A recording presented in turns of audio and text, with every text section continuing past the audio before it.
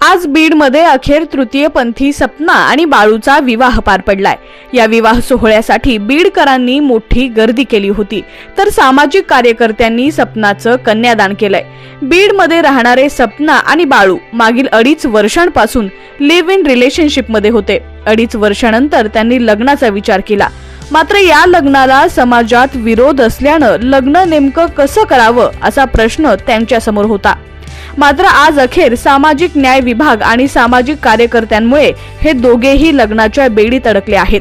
लग्नाचे मुख्य आकर्षण होते ते म्हणजे संजय झालटे आणि शिवलक्ष्मी।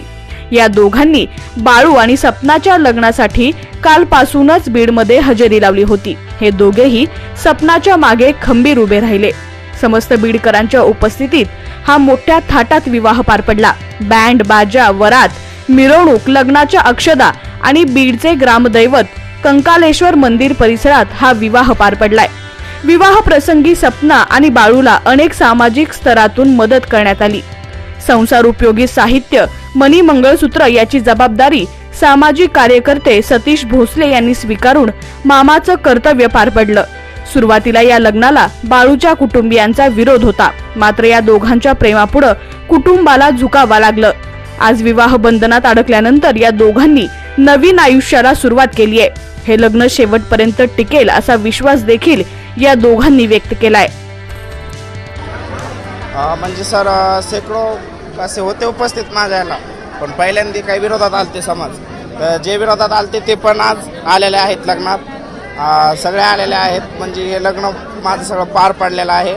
मला सर असा म्हणजे जी माझी इच्छा होती की मी असं विचार पण केला नव्हता एक तृतीयपंथी लग्न करेल, पुन्हा घर प्रवेश करेल की एक संसार करेल, अशी माझी म्हणजे मनात पण नव्हतं माझं, पण ते आज मी करून दाखवलं आणि ते माझी साथ म्हणजे बाळून दिली।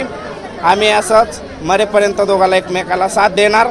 आणि बाकी काही समाज आहे त्यांना पण मी सांगते की तृतीयपंथी असं तुम्ही कमी समजू नका, कारण की तुमच्यावानीच आम्ही, तुम्ही बी एक आम्ही बी एक आहेत। म्हणजे असं रक्त काढलं तर तुमचं वेगळं येणार नाही, आमचं वेगळं येणार नाही, कारण की असं समाजानं आमच्याकडं 5 रुपये देता तुम्ही रुपयात ते का आमच्या हातावर, पण इज्जतीनं द्या आम्हाला आणि इज्जतीनं आमच्याकडे बघा, इज्जतीनं आम्हाला बोला। विवाह सोहळ्यात कोण सहभागी झाला होता? विवाह सोहळ्यात आपले शेख आयशा मॅडम, पुन्हा आणखी ते स्वामी सर, बाहेरून कोण आलं? बाहेरून आपले लक्ष्मी ते लक्ष्मी मॅडम आलत्या, पुन्हा आणखी त्यांचे शिवलक्ष्मी त्यांचे पती आलते। आता ते जे लोक तृतीयपंथी आहेत त्यांच्या तुझ्या भावनेनं पाहत होते, ते आज माझं जीव, आज माझं जे सोहळा झालाय ते आज माझी इच्छा पूर्ण पण झाली। जे त्यांच्या मनाची इच्छा होती तृतीयपंथाची, त्यांना पण इच्छा आहे, जशी लेडीची इच्छा आहे तशी त्यांना पण भावना आहे। हेच माझं सांगणं आहे सर। कसं वाटतं आज विवाह पार पडला? आनंद? आता एकदम आनंदात आनंद आहे आणि इथून पुढे दोघं बी सुखाने संसार करणार, आनंदात राहणार।